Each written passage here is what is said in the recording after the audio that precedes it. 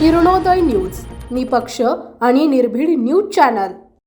कोणत्या गटातून केलेलं आहे, कोणत्या पक्षाकडून केलेलं आहे? जवळा जिल्हा परिषद गटातून उमेदवारी अर्ज दाखल केलेला आहे आणि तो राष्ट्रवादी काँग्रेस पार्टी अजितदादा गटातून केलेला आहे. आणि तुमची सध्या तालुका चर्चेने चौकडी गटातून पण तुम्ही अर्ज दाखल करणार आहे. ही चर्चा आज आता 1-2 मिनिटापूर्वी बंद झाली असायला पाहिजे होती की जवळा जिल्हा परिषद गटातून अर्ज दाखल केल्यानंतर चुपडी गटाचा विषय येतोय कुठं.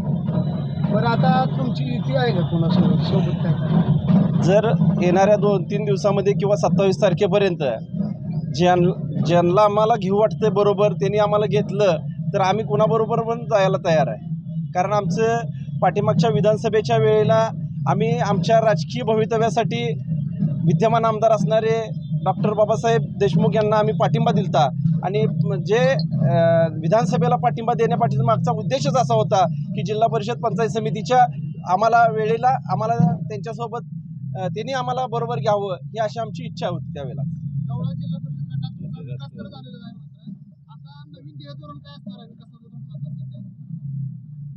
विकासाच्या बाबतीत बोलायचं झालं तर मी गेले पाठीमागच्या टर्ममध्ये 5 वर्ष आणि निवडणुकीचा कार्यकाळ संपून 4 वर्ष मी 9 वर्ष कार्यकाळ भोगला आहे.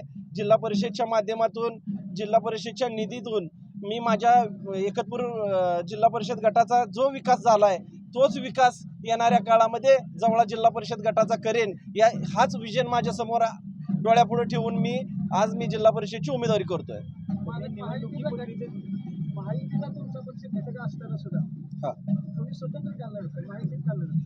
कसं आहे या तालुक्यामध्ये राजकारण तुम्हाला माहीत आहे कोणाभोवती फिरतंय. जरी महायुतीमध्ये किंवा सत्तेतला जरी अजितदादाचा पक्ष असेल तरी पण आम्ही लोक बाबा ह्या सर्वसामान्य जनतेचं जे काय भलं करून चाहतोय ते ह्या लोकांना पसंत नाही किंवा माझ्यासारखा सर्वसामान्य माणूस आज राष्ट्रवादी तालुका अध्यक्ष झाला. या अध्यक्ष होऊन परत जिल्हा परिषद सदस्य होऊन पुढं काहीतरी राजकारणामध्ये आणखीन त्याचं नाव मोठं होईल या गोष्टीपोटी आम्हाला महायुतीतले काही घटक पक्ष आम्हाला सोबत घेत नाहीत.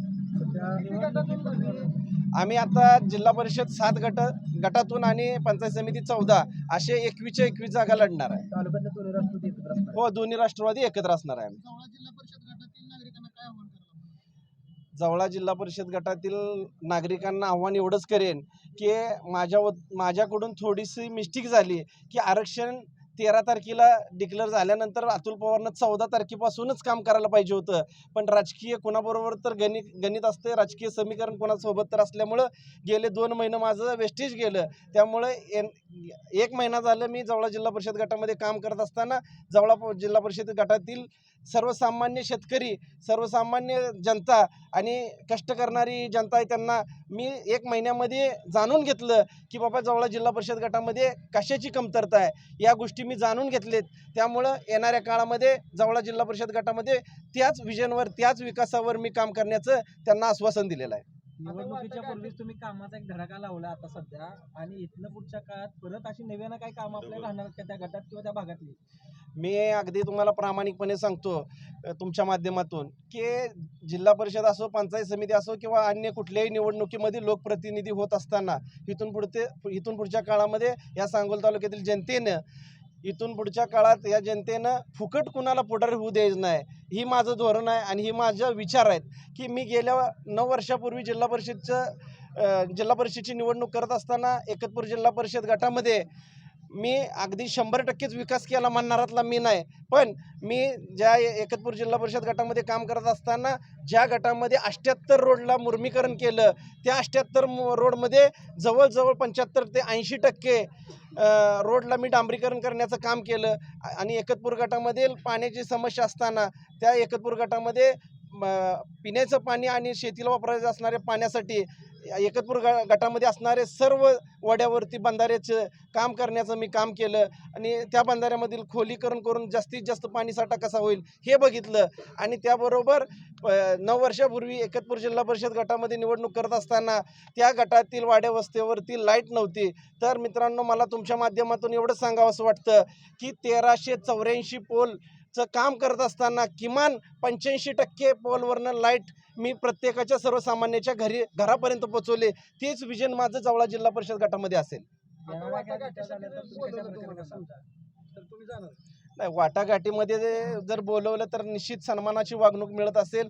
सन्मानानं आम्हाला आमच्या राजकीय भवितव्याचा विचार करून आम्हाला जर आम्हाला ज्या अपेक्षित तेवढ्या जागा मिळत असतील तर निश्चित पद्धतीनं आम्ही कुणाशीही तडजोड करायला तयार आहे. तुम्ही कोणासोबत इंटरेस्टेड आहे आता युती करण्यासाठी? नाही, कसं आहे, राजकारणामध्ये कोणच कोणाचं नसतंय, लक्षात ठेवा. ज्याचं त्याचं जुळेल त्याच्याबरोबर जात असतो माणूस.